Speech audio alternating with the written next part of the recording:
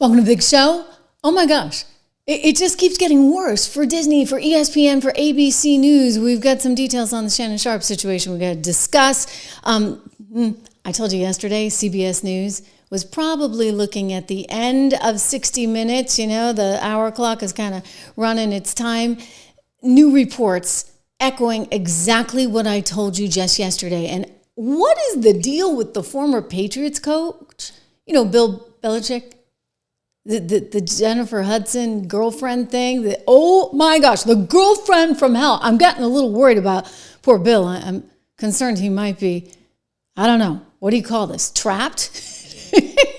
Whoa, wow. Okay, we're going to talk all about it. But first, ladies and gentlemen, Disney is desperate. Disney is so desperate, if you would, to get rid of ABC and ESPN at this point. But it can't.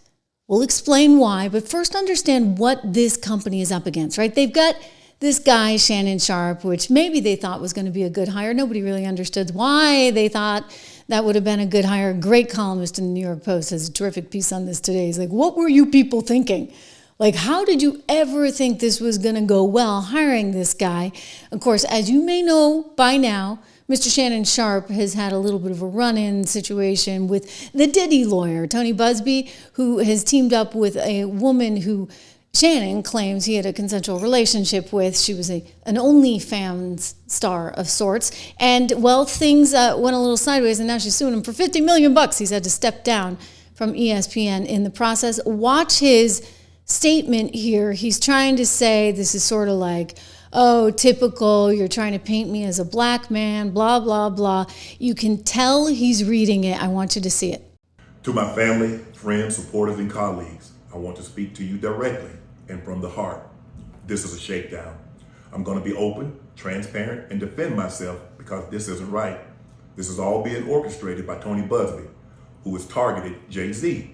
Tony Busby targets black men, and I believe he's going to release a 30-second clip of a sex tape that tries to make me look guilty and play into every stereotype you could possibly imagine.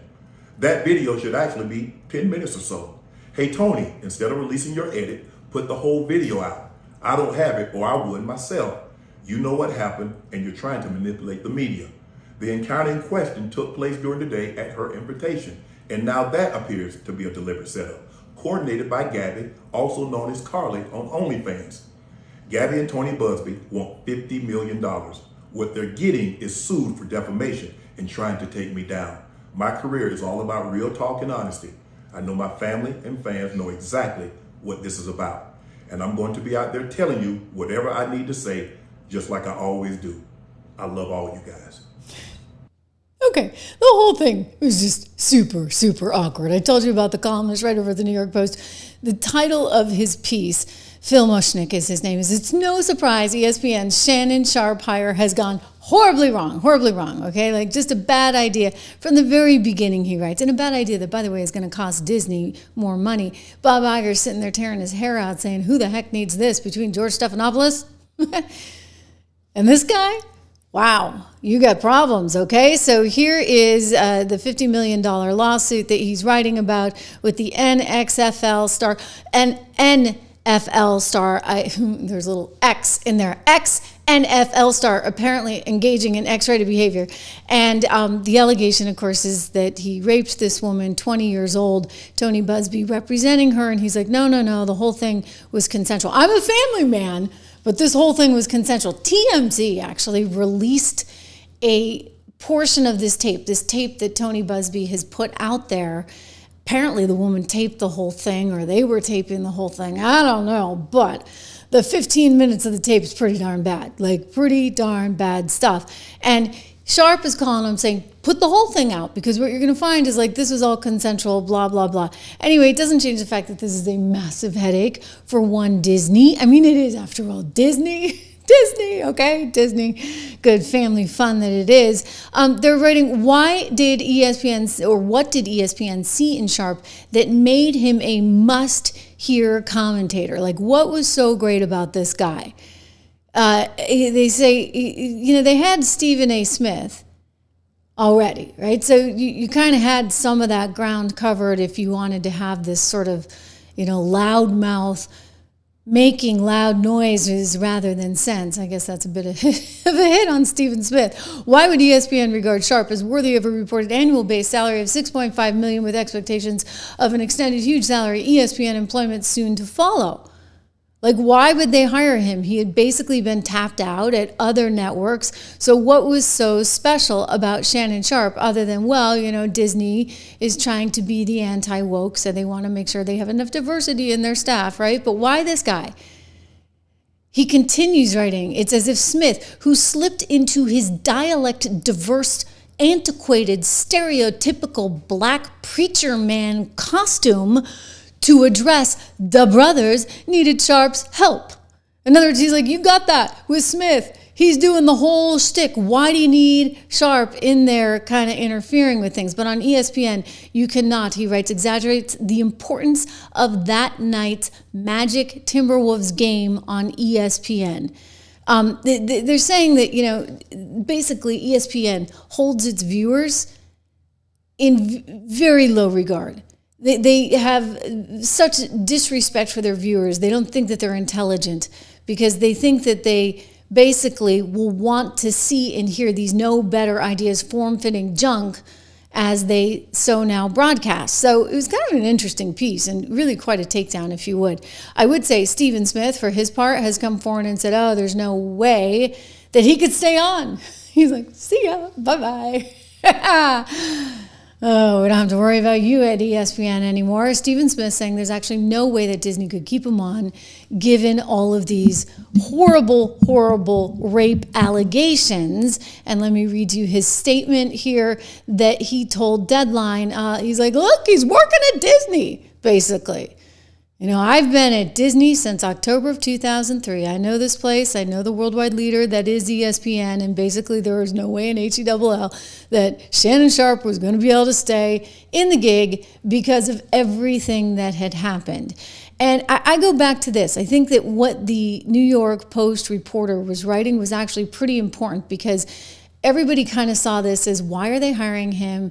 They've already kind of, if you want to say, checked those boxes, right? But, they're all about diversity, et cetera, at Disney. This is Disney. Don't forget Disney, which is down, 60% from its high. Disney's just been a train wreck between Snow White, between Shannon Sharpe, between all the other bad ideas that they have had over there at Disney. I'll include Star Wars in that. Everything's going wrong for this company. And then, they keep clinging to these woke ideas and these woke people, and they think that somehow that's going to help them.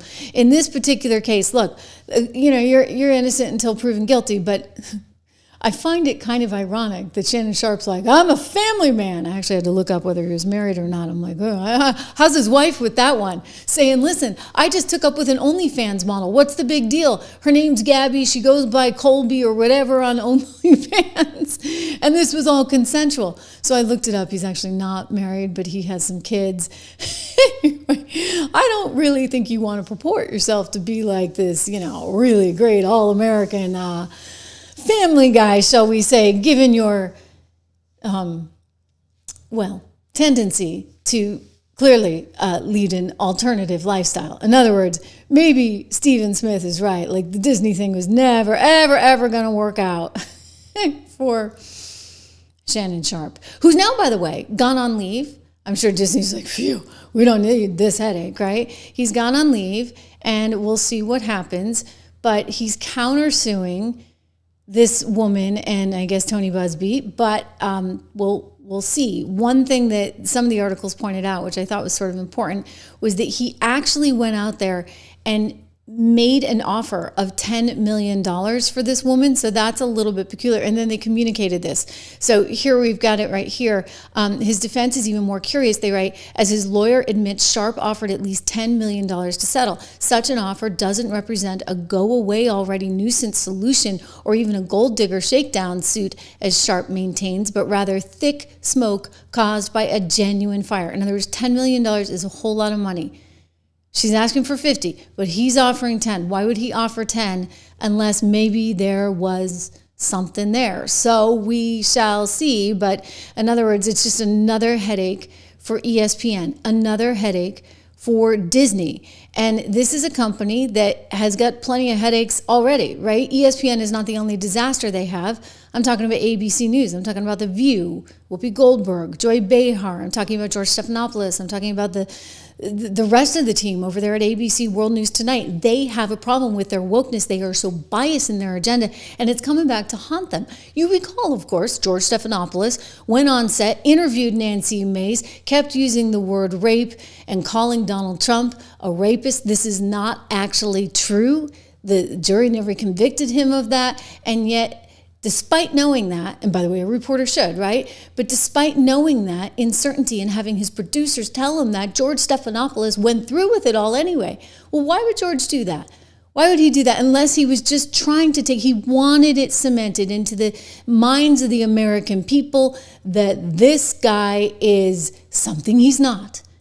And so by saying it over and over again, perhaps he hoped that would be the public's takeaway. Instead, I don't think the public watches them anymore, frankly, because everybody's over here. This is part of Disney's problem too, because everybody's streaming and there's a different kind of consumption, if you would, of news content. So instead of everybody saying, oh yeah, Donald Trump is the worst thing, they kind of came away thinking ABC was the worst thing and that ABC had this bias. And now we know that ABC had to settle to the tune of $16 million. Georgie Poo is not very happy about it. He's actually threatening to leave. Oh, buddy, if you're that worried, if you're that upset, maybe you should leave. I mean, at least the guy over at CBS, the producer, had the decency to step down when he didn't like how things were going. But no, George is making a lot of money, I guess, so he wants to stick with it as long as he can. But I'll tell you, it's really not a good look. It's just not a good look. And I think ABC News is increasingly now a problem. So they're dealing with these challenges, especially in light of the streaming business. Reminder, subscribe, share, like here on the show. And I'm looking at your comments live, and we'll get to some of them coming up. But remember, they need to reinvest or reinvent, invent broadcast television. They need to reinvest in themselves in terms of streaming, et cetera. But how do you do that? I mean, given that you're bringing in all this money, right? You get paid whatever, $1, $2. In the case of ESPN, it might actually be a whole lot more money. How do you get, when you're getting paid from the cable companies and you can't actually stream live, what do you do with that side of the business? And this is where they're really, really troubled. This is where The View is troubled. This is where ESPN is troubled. This is why I think they decided to move forward with this new program on the weekend over The View in case you just don't get enough during the week. And they decided they would be streaming without Whoopi. Actually, that was very interesting in the beginning. I think they worked out something in her contract renegotiation, and now she's agreeing to go on the Saturday show. But here's the thing. It's not doing so well. It's just not, because I don't think that the traditional medium translates. Take a look at this. This is The View weekend. They got 97,000 views. Guys, I think we had a show over the weekend that got 200 and some odd thousand views. Right, so The View has all the resources in the world. Giant sets, live studio audience. They're pumping marketing money into this, and all they can do is 97,000 views for their show. We're doing 200, 300, 400. I mean, that's not unusual for us to see on the little Trish Regan channel right here. Reminder to subscribe and keep those views coming. But anyway, they've got 97,000 views on that line. Now, I'm not going to begrudge them that. It's a start, right? They're trying because they've got to do something. They're restructuring now at ABC News. They had a bunch of layoffs. In fact, they laid off all of Whoopi's team. They're writing, this is the guy who's actually the head of ABC News right now, the chief there, Alman Karmadonovich. I'm not even going to try and say his name because I'm surely going to make it something it's not. Anyway, quote, "This is not easy. The entire industry has been challenged, and restructuring the way we operate has unfortunately had an impact on some of our colleagues." Yeah, that would be the hundreds of layoffs. "We thank them again for their professionalism, dedication, and meaningful contributions." Okay, I'll mean meaningful contributions. Well, they're out now, and you're trying to figure out what the heck you would do. Well, I'll tell you what the answer is. You got to sell. Okay, you got to sell that company. Bob Iger, you know this. You said it yourself. Go back 2 years ago, Sun Valley, speaking with my former colleague at CNBC, David Faber, and you admitted it. Like, these legacy businesses, these are not working for you. And they weren't working then, they're not working now, so good luck on this. I know you need to sell, you know you need to sell. Apparently you can't sell. We'll get into that. Transformative work is dealing with businesses that are no-growth businesses and what to do about them, and particularly the linear business, which we are expansive in our thinking about, and we're going to look expansively about opportunities there, because clearly it's a business that is going to continue to struggle. Well, let's stop there for a second then and let me ask you about it. We're talking, I guess, ABC, the network, the stations, but then the cable networks as well. Yes, correct. FX, Nat Geo. Is it possible you would look to sell them? We're going to be expansive. I think if you can interpret what that word means. We're going to be expansive. You can interpret what that word means. It means you're going to sell. Okay, so he wanted to sell them because that's really the only way he can move forward. And so he tried to recover some value out of them. But guess what? They can't do it. They can't do it. So as a result of this, he had to come out and say, you know what? I'm rethinking it. Let me see if I can find you the article. He started saying, no, they're not a burden. They're actually not a burden. This is in the Hollywood Reporter a month or two ago. Bob Iger says Disney's linear TV assets are not a burden. Well, you see, he has to say that because he couldn't sell them because the offer price was $10 billion from Nexstar Communications, okay? Nexstar was like, we'll take it off your hands. It's a dying industry. But guess what? It still prints money. I mean, it's not growing, but, you can still squeeze a little bit out. If you get rid of Georgie Poo, if you get rid of Whoopi Poo, if you get rid of Joy Behar, oh my gosh, you might actually have a business. So they just have to pare things down a little bit. Well, Bob Iger's like, oh dear, because, we thought we could get a little bit more money for this thing. It turns out it's only worth $10 billion. What are we going to do? We spent 19 on it. Okay, so you'd be cutting it in half. This is him telling the Hollywood Reporter, we are actually at a point where the linear networks in our company are not a burden at all. They've actually become an asset, he writes. And, we feel good about things. We feel good about things, and we're going to try and make it work. So he's trying to shut down the M&A rumor mill because basically they couldn't get rid of these things. At the time, Iger had tapped. You had former studio heads Kevin Meyer, Tom Staggs. They were trying to advise on the possible sale of linear assets beyond ESPN, beyond the ABC broadcast network and the FX channel. And now apparently these guys are busy trying to figure out how they can turn ESPN into a streaming business.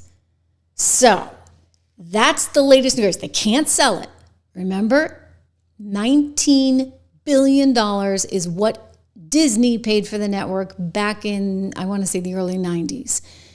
It is now in the marketplace today, and this was like a year or two ago, so it's probably worth less now. It's worth $10 billion. And so Disney's looking at it, they're like, oh my gosh, well, what do we do? Maybe we just keep these businesses and we try and transition them, we try and figure it out. Good luck with that. So this is a marketing person at Disney, whose last name is Fox, noted that ESPN had reached some 200 million adults in the month of March on its digital platforms alone. Boom! Okay, not to brag or anything. 88 million we reached right here in the last 28 days on YouTube, plus another 49 million on Facebook, plus multiples on Rumble and Spotify. You should follow my podcast on Spotify if you don't have it there yet. We just started that. So great, ESPN, I'm proud of you, okay? I'm just saying, you may have a ways to go. You and The View, okay? So they're all excited. They're generating 400 to 500 clips a day. Wow, gosh, they're way ahead of me. I don't have 400, 500 clips a day, but I do have 88 million. So ratio-wise, I'd say I'm ahead, all right? And I didn't start this that long ago, just a couple years ago, actually. You guys, so many of you have been here from the very beginning. And they're saying, oh, the way that sports is consumed, a lot of people just want to watch the play. And so they'll watch it in a streaming format after. Okay, good. Keep telling yourselves that. I'm sure that that'll work out just fine for you, except that, there's a lot of infrastructure that goes into broadcasting these sports. And you're going to have to remember that, ESPN, because you got to pay up big time to get the rights for half of this stuff. So they're in a mess. They got to try and figure this out. Here's what I was telling you earlier. You know what? Nexstar tried to buy Disney for $10 billion. Disney, do not forget, had bought it already for $19 billion way back in, it was either the late 80s, early 90s. And this company's stock price, I mean, it's just been cratering. It's basically less than half what it was after COVID. So I don't think that there's a real financial path here. All right, ABC News is a headache. They got a $16 million hit as a result of Georgie Poo we just talked about. All of this just adds up to problem after problem after problem after problem. So what do you do with this right now? I think Bob Iger would love to sell it. He told us that a couple of years ago. He'd still love to sell it. He can't sell it. It's not worth anything because the growth isn't there. And so you look at the entire landscape right now, and it reminds me of what's happening at MSNBC. You're paying $25 million to one Rachel Maddow. I'm sorry, that gravy train is over. $25 million, and now Comcast is running, and I mean running for the hills, trying to get away from Rachel Maddow, trying to get away from that whole Morning Joe team, because that is not a good business either to be in. One, you get the headache of what's going on in the administration and the FCC breathing down your back. And then two, you've got no real growth opportunity there. So they're trying to tell their talent, oh, it'll be great. You know, investors can really, really focus on you guys. Well, they're going to focus on you. And let me just tell you, they are going to cut your salaries. Rachel, you are not going to be making $25 million, maybe $2.5 million, and you're going to actually have to work 5 nights a week. Oh, imagine that. Imagine that.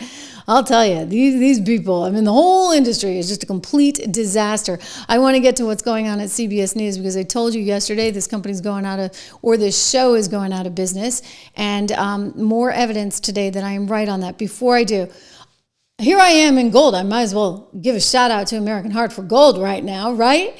American Heart for Gold, one of our great sponsors here on the Trish Regan Show, where we are fully independent and we are thankful for their patronage. They help bring this show to you for free every single day. And you know what? If you've been investing like I told you to, you'd be doing pretty well right about now because gold has been flying, totally, absolutely flying.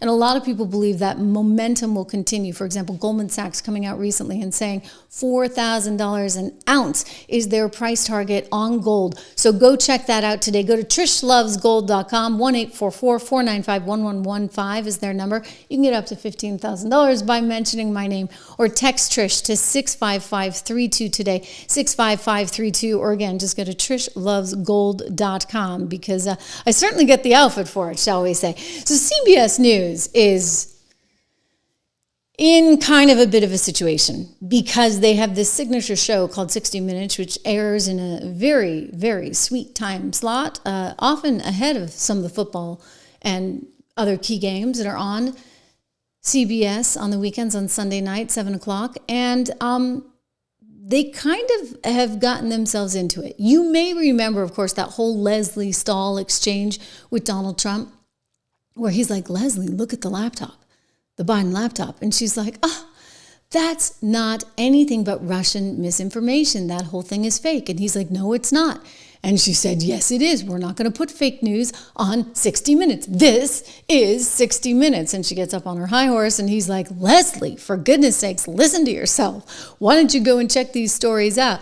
So that was one little moment. And then there was that other moment, you see, when they decided to effectively re-edit the Kamala Harris interview. I played it for you, but let's watch it again because it's important to understand the context by which this president is so angry with this company and sees this as a form of election interference because the way they manipulated what Kamala Harris, said to make her sound a whole lot smarter than she really is. But it seems that Prime Minister Netanyahu is not listening.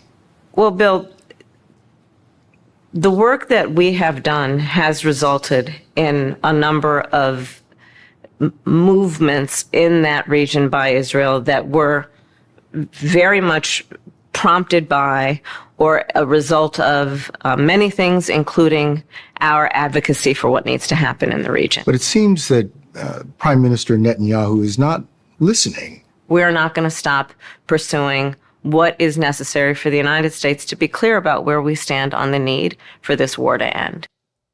Okay, so two totally different things. Do you notice that, guys? I mean, there's no sort of even resemblance between what you're seeing there. So what was that really about? I'll tell you, the president was not happy. And you saw the flurry of tweets and Truth Socials that he put out about that. And understandably, he was not happy. I mean, how would anybody be happy about that? It's like really unfair, right? Would they ever afford him the benefit of the doubt? No. Well, now, what did I tell you yesterday? I think that it's probably game over for this company for this particular show. 60 Minutes is on its last legs, and that is what we saw in the Daily Mail, also reporting just last night. So this is a rather ominous warning. Basically, you have the FCC at this point looking into 60 Minutes, looking into that particular interview, because the feeling is that they really inflated it quite deliberately. I mean, this comes on the heels of them announcing this DEI investigation as well. Brendan Carr rejected a bid, you'll recall, from CBS to dismiss this complaint. His latest comment suggests that all avenues will be used to probe CBS, and that the network could be hit with a hefty fine if it's found to have been in violation of the rules. You know, there have been FCC fines before. There was one, the $300 million one, levied against several broadcast networks who were engaging in illegal robocall operations. Well, the FCC's investigation, writes the Daily Mail, comes on the heels of the $20 billion lawsuit launched by President Trump. Did I say 10? I meant 20. I think he upped it. He upped it along the way over the interview with Harris, alleging that CBS deceptively edited it in a way to sway public opinion in her favor, right? So the thinking was, oh, you know what, we'll just make her sound a little bit better. Now, the CBS producers would say, no, we just did this for clarity, right? Because nobody could understand whatever she was saying. Well, it's not your job to make it understandable. I would just emphasize it really should be your job to show Americans the truth. And when you change the truth because, you think that this is somehow going to maybe help her or help convey a message a little bit better, you really are running into certain risks. So the guy who was in charge of this, the guy who basically, was running the whole show and okayed all of this, he was not too happy about suggestions that he might have to apologize or that CBS News might have to apologize. He wasn't happy about the DEI stuff. He wasn't happy about the apology stuff. And so this is one Bill Owens, decided to quit because he said, well, CBS News has lost its independence. And in doing that, well, it just sparked a whole chain reaction where the staff got really furious because he was very well liked. He had been Scott Pelley's producer for quite some time. And Scott Pelley is one of those people on the show that, maybe you might recognize, maybe, probably not, because it's not like you think 60 Minutes and you think anyone. Maybe Leslie is the most recognized. I don't know, but it's not like I can actually put a face with 60 Minutes. 60 Minutes to me is the clock ticking on a Sunday night, like when I was a kid. Because I don't think I've seen it since I was a kid. I mean, nobody watches it anymore, right? And so I'm like, what is this show still doing out there? Really and truly, like, why do we need a show like this out there in light of all the other good content you can get? And by the way, it's not cheap. It's kind of an expensive show to produce. And it's in a killer time slot. Like, you put that thing on any other time slot, good luck, baby. No one's going to watch. Okay, like that's just the reality of it because it's not that exciting a show. So do you need it as a network? I'm telling you, you know what Sherry Redstone's thinking right now? She goes into her board meeting tomorrow. No, I don't need this. I don't need this headache. I don't need this problem. And I would not be surprised, I kid you not, if they decide to actually just get rid of the whole thing. They've got this Carr investigation, right? Carr telling Bloomberg that any business looking for FCC approval would have to make sure that they have ended any discriminatory policies that they had put in place by way of DEI. And so this is where they are. Apparently, according to the New York Post, they have a board meeting tomorrow. Sherry Redstone is sitting down with her board and they're trying to figure out what to do about the $20 billion lawsuit with Donald Trump. They're trying to figure out what to do about 60 Minutes. And I think probably the upshot of all of it, and I'm sorry for those of you that may still like this show. I mean, I'm sorry in more ways than one. I think it's probably coming to an end. But here's what I would say. Guys, you know what? If you're any good, there's room on the other side. I mean it. If you could snazz up your edits and maybe speak a little bit more quickly so that, the rest of the world can at least consume it. I mean, it's so slow, right? It's so slow. It's a really tough thing to watch at times. If you could do that, then maybe you might actually have a future. So, that's the plus side. This is a meritocracy kind of world where those that are good rise to the top. As they say, cream always rises. But in the meantime, 60 Minutes, we wish you all the luck. Hey, we are the cream. We are rising to the top, and I'm so proud of what we've been able to accomplish here. Thanks again to one of our great sponsors, Balance of Nature. I take my fruits and veggies every single day. I've told you this, guys. And I credit the fact that I only got 1 gold this year, because normally I get like 5. To my fruits and veggies and getting my vitamin D. So that's been a very great thing. Balanceofnature.com is where you need to go. You can get 35% off. Use code word TRISH, T-R-I-S-H. You'll get a money-back guarantee. And by the way, you don't have to take the fruits and veggies. That's just what I take. But they have all kinds of stuff there. 35% off, free shipping, and a free money-back guarantee. So go check it out. It is definitely worthwhile. Oh, I have got a good story I got to tell you about today. Wow, have you been following this this situation with Bill Belichick and his girlfriend? I mean, holy moly, this chick is a piece of work. Quite a piece of work. So 24 years old, she wants to be Miss Maine in the Miss USA pageant. You're talking to a former Miss New Hampshire in the Miss America pageant. Anyway, she wants to be Miss Maine. She's running for Miss Maine. She's taken up with Bill Belichick. And there was this really bizarre interview. I mean, really bizarre interview that she did with CBS Sunday Morning. Hey, there you go. Just replace 60 Minutes with Sunday Morning. They're doing more interesting stuff. She turned out to be like the girlfriend from hell. Everybody's reacting to this. So very pretty girl, right? 24 years old. She is 49 years his junior. So at first you might think, oh, you know what? Like, okay, good for him. He's living later in life and whatever. That poor foolish girl, 24 years old, whatever. She's wasting her life, but who cares? It's none of my business. And then you see this clip and you start to think, wow, is he okay? Like, is he in some kind of hostage type relationship? Because she seems pretty darn mean. Like really, really mean. Just saying. And I'm not the only one. The New York Times picked up on this story. They're saying this was really awkward. Bill Belichick's girlfriend takes charge in awkward interview. Like, what is she doing taking charge? Is she his nurse? I mean, she's a very, very aggressive nurse, shall I say, if that's in fact her position. The legendary football coach has never shared much with the news media, but on Sunday it was Jordan Hudson who shut down a line of questioning. So she was pretty brutal in this, and if you haven't seen it, you got to see it, because she basically cuts off the reporter. He starts to ask a pretty innocuous question. She's talked about how they met on a plane on her own social media platforms, and she wouldn't allow it to happen. Take a look. Jordan was a constant presence during our interview. You have Jordan right over there. Everybody in the world seems to be following this relationship. They've got an opinion about your private life. It's got nothing to do with them, but they're invested in it. How do you deal with that? Never been too worried about what everybody else thinks. Just try to do what I feel like is best for me and what's right. How did you guys meet? Not talking about this. No? No. It's a topic neither one of them is comfortable commenting on. Ouch, right? That might have been the Boston Globe that I just showed you. But, I mean, ouch, ouch, ouch. So she was really not in a good place. And what has come out subsequently, in part through some of the TMZ reporting, is that she was really, really demanding throughout the whole thing. And at one point she left the room and she expected him to come with her.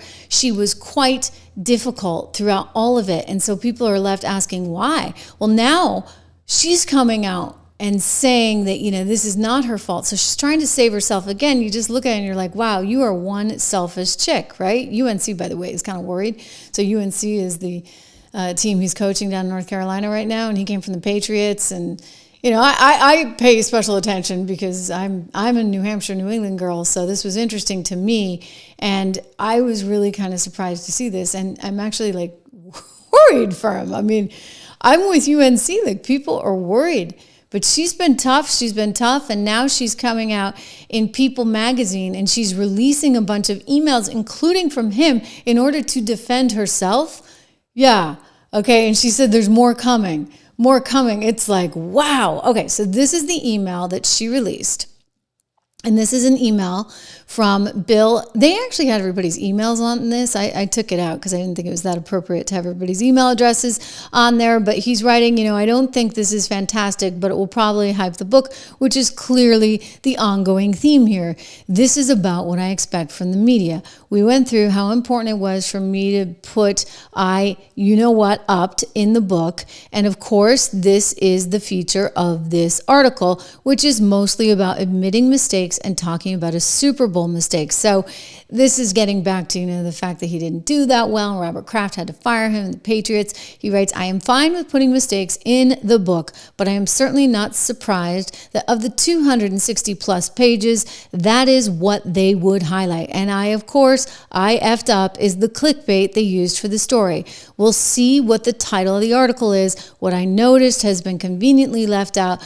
Do we have approval on that? I would approve this article if we can also approve the headline, which is actually more important than the article. We can expect that the interviews and podcasts that will be supposedly driving the sales will also come from similar experiences. These appearances will no doubt want to focus on whatever negatives they can extract from the book and all the current events that don't have anything to do with the book, but are most relevant to their, quote, ratings and their agenda, which is not mine. That was evident when Alarad dropped the story because we could not do current events at UNC.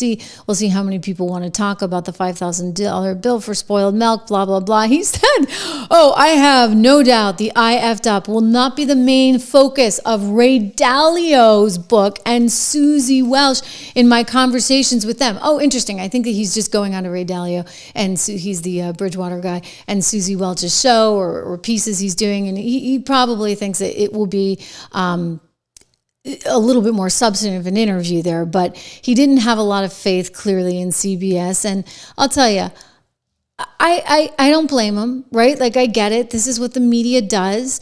He wants to say, look, I'll acknowledge I made mistakes, of course, but upped is the catchphrase, and that's concerning to me. And so apparently this is why the girlfriend was allegedly involved. She wanted to, quote unquote, protect him from the media. I mean, that's, I guess, a good story if you can stick to it. We'll see. I'm mainly just kind of worried for him. Seems like a sweet, nice old man, and now he's got this girlfriend from hell who's basically making him do yoga and stuff on the beach. Did I show you that one? Oh, yeah, yoga on the beach. She calls this Pilates. She has him, standing her up there on the beach. He doesn't really like Instagram or social media in general, but, she's 24 and she's running for Miss Maine. Oh my gosh. I'll tell you guys, be careful what you wish for, okay? The 24-year-old may not be what you really want in life. It could go really south really fast. And obviously there might be just a little something wrong with her, right? If she's willing to date a man 49 years, her senior, just saying. Oh, this was great. Stephen Miller, he's back at it. And boy, he's going after Fox big time, as only Stephen Miller can. So there's a new poll out about Donald Trump's first 100 days in office. And it's not all roses and sunshine here. And that is something, the Fox poll anyway, that the Fox reporter tried to convey to Stephen Miller, who basically said in kind of not so many ways, go F yourself. It was like, it reminded me of Elon, right? With Bob Iger. Take a peek. All right, so let's talk a little bit about successes and near successes and things you still have to work on in terms of the first 100 days. New Fox News poll shows that the border has been one of your big successes. The cross-border illegal traffic has been reduced by 96%. Illegal aliens reduced into this country reduced by 99.99%. On this Fox News poll, President Trump gets big marks on that, 55% approval. He's about even on immigration in total, but everything else, he's sort of underwater. And particularly on the economy, tariffs, and inflation, he's well underwater. You've still got some work to do on that front. A lot of people think that he's spending too much time on tariffs and not enough time on the economy and lowering prices. What do you say? Well, I don't want to make things awkward for you, John, but it is our opinion that Fox News needs to fire its pollster. And I won't surprise you with that. I don't think you're surprised that I'm saying that. But the Fox News pollster has always been wrong about President Trump. They were the ones that said all summer long that Kamala Harris was going to be the 47th president of the United States. So we don't acknowledge any of that polling. Whoa. You know, he's not wrong. Fox News was really, really wrong in its polling. And Fox News would never, ever quote those other polls that were actually right. I remember when I worked there, it was like no-go territory. There was this one woman who ran the polling department, and it was like you could never ever, like even in like anecdotal conversation, ever quote any other polls, because her polls were the only ones that mattered. She thought that all the others were just fraudulent, except that it turned out those polls were actually right. You know what was really right? Polymarket. Polymarket was really right. And yet there's this sort of ego around their polls. And so Fox, I think, is getting this one wrong again. I mean, look, immigration's a big issue. I think people are very happy with what they're seeing on the immigration front. As far as the economy, as far as tariffs, listen, you know what? You don't know yet. You really don't know yet. I'm looking at a stock market at the end of the day in positive territory yet again. We got the Dow Jones Industrial Average up nearly 1%. The S&P up about 0.5%. You've got the NASDAQ Composite Index up 0.5% as well. So listen. Okay, until you actually have a little more information on your hands, you may want to calm down about the stock market. Are people that worried about it? I don't think so. Like gas prices have come down massively so. You've got egg prices coming down. So there's a lot actually for people to be pretty psyched about in terms of the Trump agenda. They love that Doge went in there, is trying to save them money. Lots of good stuff to be excited about.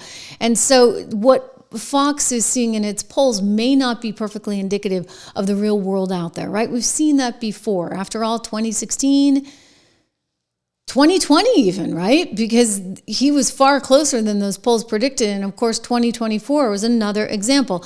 Let me show you here, however, another example of Miller at his finest, because he's really kind of has no use for Fox and some of its spin right now. Listen to him on the immigration front. Number one, DOJ said a federal court cannot compel the executive branch to engage in any mandated act of diplomacy or incursion upon the sovereignty of another nation. So your argument is that you don't have to bring him back home, but will you? So I want to correct, I hate to do it, Bill, but I got to correct you on every single thing that you said because it was all wrong. First, we won the Supreme Court case, clearly, 9-0. A district court judge said unconscionably that the president and his administration have to go into El Salvador and extradite one of their citizens, an El Salvadorian citizen, so that would be kidnapping, that we have to kidnap an El Salvadorian citizen against the will of his government and fly him back to America, which would be an unimaginable act and an invasion of El Salvador's sovereignty. So we appealed to the Supreme Court, and it said clearly, no district court can compel the president to exercise his Article 2 foreign powers in any way whatsoever. DOJ called me after that Supreme Court ruling, and they said, this is amazing. We won this case 9-0. We are in excellent standing here. So this has been portrayed wrong for 72 hours in the media. They said the most a court could ever compel you to do would be to facilitate return, which would basically mean if El Salvador voluntarily sends him back, we wouldn't block him at the airport. We would put him back into ICE detention, and then he would be deported either back to El Salvador or somewhere else. The Supreme Court said that is the most the government can be expected to do. So we won the case handily. The misreporting on this has been atrocious. Okay, Secondly, I appreciate he was the not, no, Bill, it's important. He was not mistakenly sent to El Salvador. Okay, so do you still He's believe an illegal he is a alien member of from MS? El Salvador. Hold on, this is important. In 2019, he was ordered deported. He has a final removal order from the United States. These are things that no one disputes. Where is he from? El Salvador. Where is he a resident and citizen of? El Salvador. Is he here illegally? Yes. Does he have a deportation order? Yes. A DOJ lawyer who has since been relieved of duty, a saboteur, a Democrat, put into a filing incorrectly that this was a mistaken removal. It was not. This was the right person sent to the right place. Now, some have said, well, but he had a thing called a withholding order. So a withholding order means you've been ordered deported, but an immigration judge is saying you cannot go back to a particular country. Here's the thing. If you are a member of a foreign terrorist organization, you cannot have a withholding order. Since he's in MS-13, there is no withholding order. Furthermore, the gang that he is accused of being persecuted by doesn't exist anymore in El Salvador. The 18th Street gang is gone. So you have an illegal alien from Bill, where are we supposed to send the illegal alien from El Salvador? You haven't even to what allowed me country? to ask you a question. Are you convinced he is still a member of MS-13? That was your original charge. Yes. But here's the thing, Bill. Yes, but here, not only am I convinced of it, not only is El Salvador convinced of it, Bill, he's an illegal alien from El Salvador with the deportation order.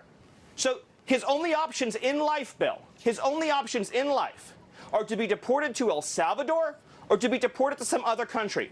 That's it. He has a deportation order. So, Bill, you tell me, what country should we deport him to? Tell me, please. Tell me. So Marco Rubio on Sunday morning said this. On Saturday night, another 10 criminals from the Okay, that's pretty good, right?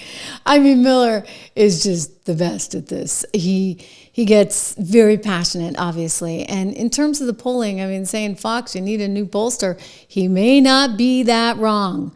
I'll tell you another great moment on television happened this morning. Pete Hegseth getting some unlikely defense over at CNBC. Well, this particular CNBC host has a little bit more of a conservative bias than most of them. And this was great. This was great because he brought Sandra Coons on. And Sandra Coons is sitting there and just lashing out at Pete Hegseth for everything under the sun, mostly related, of course, to the Signalgate thing. And he's like, how can he have these conversations going on Signal, And, you know, this host is like, but hey, wait a second. What about Lloyd Austin? What about the fact that we had a failed mission there in Afghanistan, that we lost 13 Americans, that we left behind millions and millions of dollars worth of equipment, which we believe now has gotten into the wrong hands? And what about the fact that Lloyd Austin went for surgery and went totally AWOL and didn't even tell anyone? I mean, that's kind of some bad stuff, right? So this all came up on this morning's CNBC Squawk Box show. I want to show you Joe Kernan. Did you call for Lloyd Austin's resignation? Not only did we lose 13 service members, we left $70 billion worth of equipment that fell into the hands of the Taliban. A couple of years later, he was out of pocket for 2 weeks and didn't tell the White House. Did you ask for him to resign at this point? Are you actually asking for Hegseth and Waltz to resign when you didn't ask for Lloyd Austin? There is nothing that Lloyd Austin did by getting health care treatment. Okay, what about Afghanistan? What about Afghanistan? Did you guys forget that the statute of limitations is over for 4 years? That's what the fact Mark that the Warner Secretary said. of Defense was getting health care is fundamentally different from the Secretary of Defense sharing on an unsecure platform. You just said it was a success. Afghanistan was not a success. I am not saying that the attack on the Houthis was not a success. I am saying that he demonstrably violated a directive that was just shared in the Pentagon about don't use Signal for classified information. It is not reliably secure. And one of the folks on that group chat was in Russia at the time that information was being secure line. Look, all of us use apps like WhatsApp. You're and running Signal, out the clock on but Afghanistan. Not for classified information. You're running out the clock on. It was a mistake for Donald Trump to negotiate with the Taliban an agreement for winding down the Afghanistan war. Afghanistan was Donald Trump's fault? If you'd let me finish my sentence, I will. No, that's what you did say. Direction. That. You did say that. It was a mistake to negotiate an end to that war that put Biden in a box. The execution of the withdrawal from Afghanistan was badly handled, and the loss of those 13 Marines was a tragedy. Should you have asked for Lloyd Austin's resignation from that, or? I don't know whether Lloyd Austin's the person who should have been held accountable for it, but there should have been accountability. Wow. I thought that was pretty compelling and unusual to see, right, on an NBC network, but important to see because in all of this, right, we are getting a little bit lost in that this was a successful mission. As for Signalgate, look, I still have a lot of questions. I really do. I don't know why the CIA from Biden's team told them this was great and they should use this as a secure means to talk with each other. We now learn that, Pete had also a Signal chat with his wife and his brother.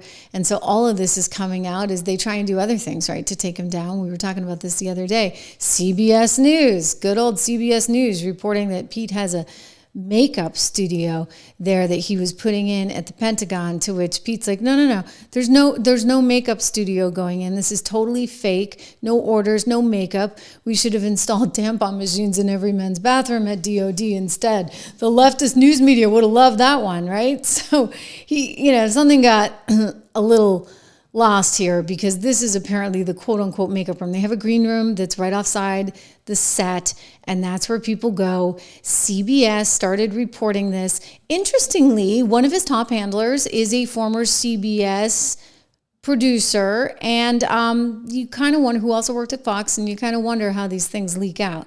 I might be taking a good hard look at her, shall we say. Okay, markets. Ending the day higher. This is awesome, right? So we are way up on hope for deals. I know we had a little scary period in there. We told you, take a deep breath. Did we not? Over at 76 Research, I'll tell you, they're celebrating right now. They're getting excited for more good things to come. Make sure that you're prepared for it. Go over to 76research.com. Use my code word $. Sign up for the 76 report. Better yet, sign up for some of the portfolios, because that's where the real money is. You can look at some of our portfolios there. The most recent report showing how well so many of those stocks have done. So you can get all of those names. There's 8 to 10 names in each one of those. I really do encourage you to do it. And of course, the other thing I encourage you to do is take a good hard look at gold and silver, right? Because you can get up to $15,000 worth of free silver from one of our great show sponsors here at American Hartford Gold. Just text Trish to 655-655-32. Text Trish, my name, to 65532. Go to trishlovesgold.com or call them at 1-844-495-1115. It's great to have you here again on this Tuesday. We got a really big week coming forward our way. Lots more to discuss. I will see you right back here live tomorrow.